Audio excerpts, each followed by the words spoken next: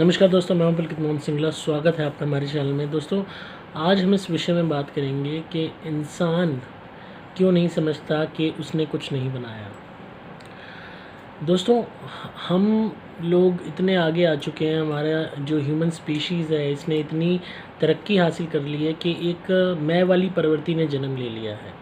इंसान अपने आप को खुदा समझने लगा है, अपने आप को ईश्वर, अपने आप को भगवान का दर्जा देने लगा है। जो प्रोपेगेंडा साइंस का मचाया गया है, कहा गया है साइंस ही सब कुछ है, साइंस ने सब कुछ किया, साइंस ना हो गया भगवान हो गया। आप ये चीज़ क्यों भूल जाते हो, सत्य को क्यों भूल जाते हो कि आपके अंदर ये जो कॉन्शियस है, जो दिमाग है, जो शरीर में जो हार्ड मास का बना हुआ शरीर है, इसमें जो दिमाग है, जो कॉन्शियस है, इसका इस्तेमाल आप तभी कर पा रहे हो और जब ईश्वर की कृपा आप पे हुई है। दिमाग तो सबके पास है, शरीर सबके पास है, पर आविष्कार बहुत कम ही लोग क्यों कर पाते हैं। दुनिया में कुछ हटके बहुत कम ही लोग क्यों कर पाते हैं? क्योंकि ईश्वर उन पे कृपा करते हैं, उनको निमित्त बनाते हैं, उनको उस चीज़ को करने के लिए उद्देश्य उनके थ्रू पैदा करते हैं। यहाँ तक कि हमारे अंदर जो एक कॉन्शियस है, ये भी ईश्वर की ही देन है। आज आत्मा शरीर से बाहर निकल जाए, शरीर कुछ भी नहीं है, बस एक लाश है जिसका कोई इस्तेमाल नहीं है। हमारी आत्मा के अंदर ये शक्ति कुछ करने की, कुछ बदलने की, कुछ नया क्रिएट करने की, और सही मायने में जो सच्चाई है कि इंसान ने कभी कुछ नया क्रिएट नहीं किया। ये सब चीज़ें पहले से ही थी, हमने बस उनको ढूंढा है, डिस्कवर किया है। ईश्वर की जो माया है वो इतनी कमाल की है, ईश्वर के अंदर इतनी यूँ कह लीजिए क्रिएटिविटी है कि आप इमेजिन भी नहीं कर सकते, और उसका छोटा सा अंश मात्र हमें दिया गया है। और उसी से हम, क्योंकि ईश्वर के अंदर से निकली हुई उन बूंदों के तरीके से, ईश्वर वो सागर है और हम उन बूंदों की तरीके बूंदें हैं जो सागर के अंदर यूँ कह लीजिए विलीन हो जाती हैं और पता नहीं लगाया जा सकता कि कौन सी बूंद हम हैं। उसी भांति हम हैं। तो हमें कभी ये गुमान नहीं करना चाहिए हमने ये बना दिया। बहुत साइंस के भक्त आते हैं, अरे साइंस इतनी तरक्की कर रही है, लोग चांद पे चले गए, लोग यहाँ लोग, इंसान भगवान से बड़ा नहीं है, सृष्टि से बड़ा नहीं है, कुदरत से बड़ा नहीं है, ब्रह्मांड से बड़ा नहीं है। उसके अंदर ये कॉन्शियस सिर्फ ईश्वर ने दी है कि वो इतना कर पा रहा है, वो भी जब तक ईश्वर की कृपा हो रही है। अदरवाइज़ आप ज़िंदगी में देख लो, जब आपके से ईश्वर विमुख होता है, आपके काम कितनी जल्दी बिगड़ते हैं। आप कितनी मेहनत कर लो, कितना ही कुछ कर लो, सारे पासे उल्टे पड़ते हैं। और यही जब भगवान की कृपा में लगती है तो दुनिया आपकी मदद करने के लिए आ जाती है। वो कहावत तो है, जिस पे कृपा राम की हुई, तापे कृपा करे सब कोई। जिस पे भगवान की कृपा हो जाती है उस पे हर कोई कृपा करता है, अपने आप पासे सीधे पड़ते हैं, अपने आप वही काम बनने लगता है। और जब कृपा नहीं होती तो सब ज़ीरो हो जाता है। अगर अर्जुन की बात करें, अर्जुन ने एक सबसे बड़ा धुरंधर कहा उसको जाता था कि उसने पूरी जो है सेना को भी हरा दिया, सारे कौरवों को हरा दिया, पूरे ख़ानदान को हरा दिया। एक अकेला लड़ा, भगवान श्री कृष्ण उनके सारथी बने। और वही अर्जुन भीलों से भी हार गया, जो सर्वश्रेष्ठ धुरंधर, जिसको मतलब धनुष चलाने की जिसका कोई स्थान ही नहीं, वो भीलों से युद्ध हार जाता है बाद में, जिसने महाभारत का युद्ध जीता। तो जब कृपा थी ईश्वर की, जब ईश्वर खुद साथ खड़े हो गए थे, तो कोई उसका बाल भी बाका नहीं कर पाया, वो जीत गया। और जब ईश्वर नहीं थे उस वक्त, तो वही भीलों से हार गया। तो ईश्वर ही है, भगवान ही है, जिनकी कॉन्शियस से, जिनकी कृपा से हम कुछ इस जीवन में कर पाते हैं, हम कुछ प्राप्त कर पाते हैं, हम कुछ नया बना पाते हैं, हम कुछ समझा पाते हैं, हम कुछ सोसाइटी के लिए कर पाते हैं। अगर आपके घर में अच्छा है, सब कुछ रोजी रोटी चल रही है, बढ़िया रह रहे हो, तो ये भगवान की ही देन है। नहीं तो हमारे कर्म अपने आप निष्फल हो जाएंगे अगर ईश्वर की कृपा नहीं होगी। इसीलिए हमेशा कहा जाता है कर्म अच्छे करो और अभिमान मत करो, घमंड मत करो। ना ज्ञान का, ना ताकत का, ना पैसे का, ना पावर का, ना रूप का, ना शरीर का, किसी चीज़ का घमंड मत करो, क्योंकि ये छिनते देर नहीं लगती। कुदरत बड़ी कमाल की है, वो सबको नज़ारे दिखाती है। जो बहुत लोग कहते हैं कि नहीं ये है वो है क्या है, जो है साइंस ने इतना किया, साइंस क्या कोई नया भगवान आ गया है क्या कि उसको पूजना शुरू कर दोगे? प्रोटॉन्स, इलेक्ट्रॉन्स, एटम्स की आरतियाँ और चालीसा बनाओगे, और फिर उसके बाद और चढ़ावे में फल फ्रूट की जगह तारे, बिजली की या इक्वेशंस चढ़ाओगे। तो ये लोग, इन लोगों की कॉन्शियस मरी हुई है, ये ईश्वर को नहीं जानते, इन्हें पता नहीं है ईश्वर। इनके लिए ईश्वर वही है कि भगवान के आगे आरती रट के सुना दी और अब ला भाई अब हमारे को पास कर दे, हमारे को ये कर दे, हमें ये फ़ायदा दे दे, मंदिर में ढोंग कर लिया। सिर्फ ये है ईश्वर इनके लिए। जिस इंसान के अंदर की कॉन्शियस मर जाती है वो भगवान की कृपा नहीं समझता, वो भगवान को नहीं मानता, वो उस ऐश्वर्य शक्ति को नहीं मानता, वो भूत प्रेतों को नहीं मानता, वो आत्मा को नहीं मानता, क्योंकि वो खुद को ही नहीं मानता।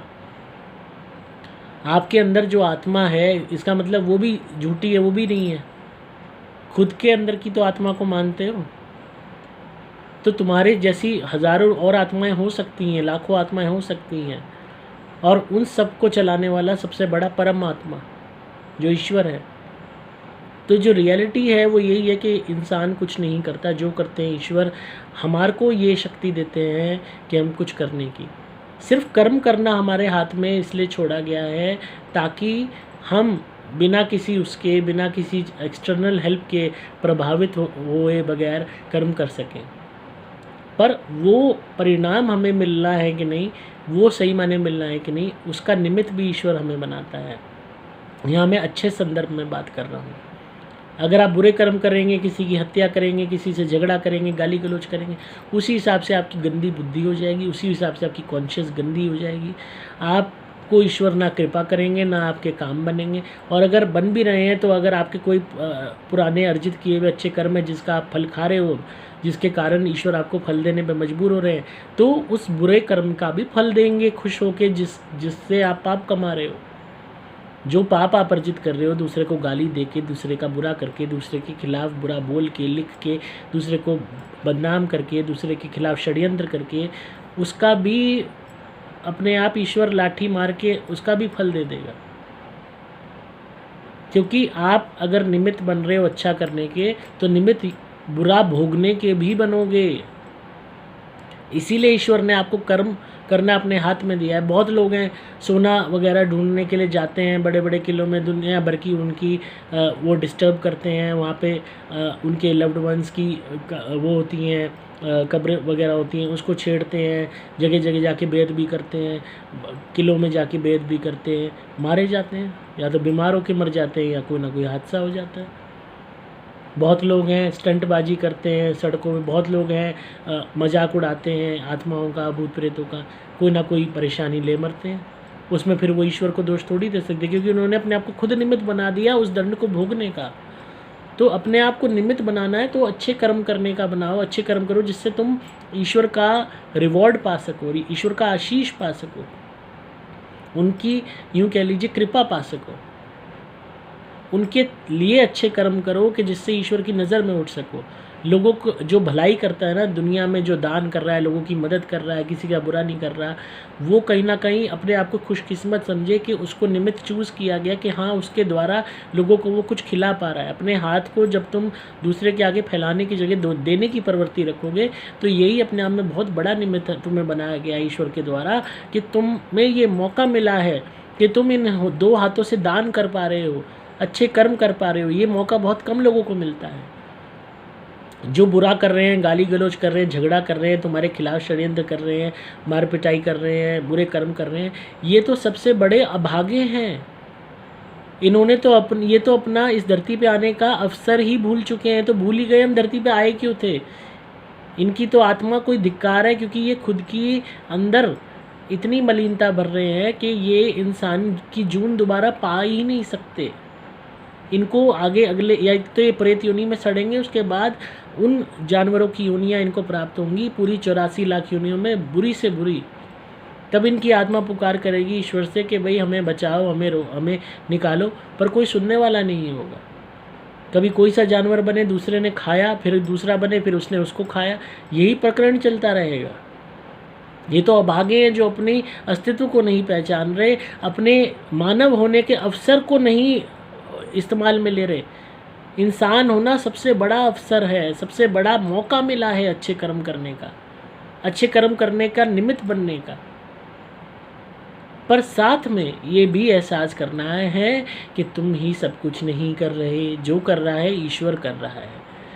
घमंड नहीं करना, अकड़ नहीं करनी। कई लोग करते हैं, हम अपने वहाँ पे इतने लोगों को भंडारा कराते हैं, हम वहाँ इतने लोगों को लंगर खिलाते हैं, हम बताए वहाँ पे इतने लोग। ये घमंड है, ये अकड़ है, ये दान नहीं है, ये ईश्वर के लिए, ईश्वर के बनाए हुए बंदों से प्यार नहीं है, ये दिखावा है। इसका कोई पुण्य नहीं मिलता, क्योंकि ये ऑन पर्पस किया जा रहा है।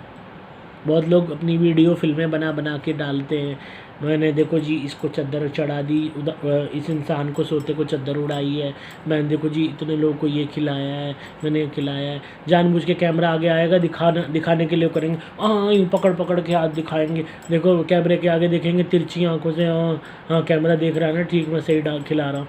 तो ये जो ड्रामा है ना, ये कोई पुण्य कर्म नहीं है। कोई भी आप चीज़ कर रहे हो तो आप दिल से करो, मन से करो, और उसमें आपको फिर किसी को दिखाने की ज़रूरत नहीं है।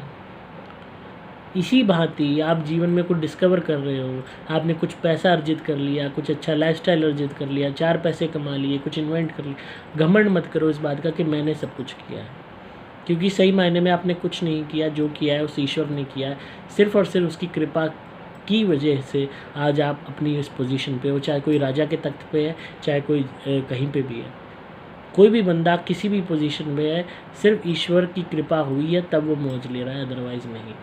इसलिए ईश्वर के न्याय से डरो, बुरे कर्म करने से डरो, और इस मैं वाली प्रवृत्ति को त्याग दो कि मैं ही सब कुछ हूँ, मैंने ही सब कुछ किया। जिस दिन ये प्रवृत्ति त्याग दोगे उस दिन पारस के हो जाओगे। तो आई होप आपको आज की वीडियो पसंद आई होगी। ज़रा भी मोटिवेट हुए हैं तो लाइक कीजिए, शेयर कीजिए वीडियो को, और ये आपकी आध्यात्मिक उन्नति के लिए बहुत ज़्यादा ज़रूरी है। तो इसी तरह सुनते रहिए, प्यार देते रहिए, सब्सक्राइब कीजिए चैनल को।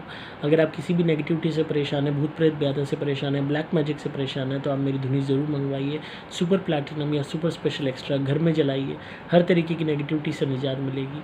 मेरे द्वारा अभिमंत्रित कवच या लॉकेट भी धारण कर सकते हैं, इससे सदैव आपकी रक्षा होगी। भूत प्रेत ब्यादा से तो रक्षा होगी ही होगी, हर तरीके की नज़र टोक हाय से भी आपका बचाव होता रहेगा।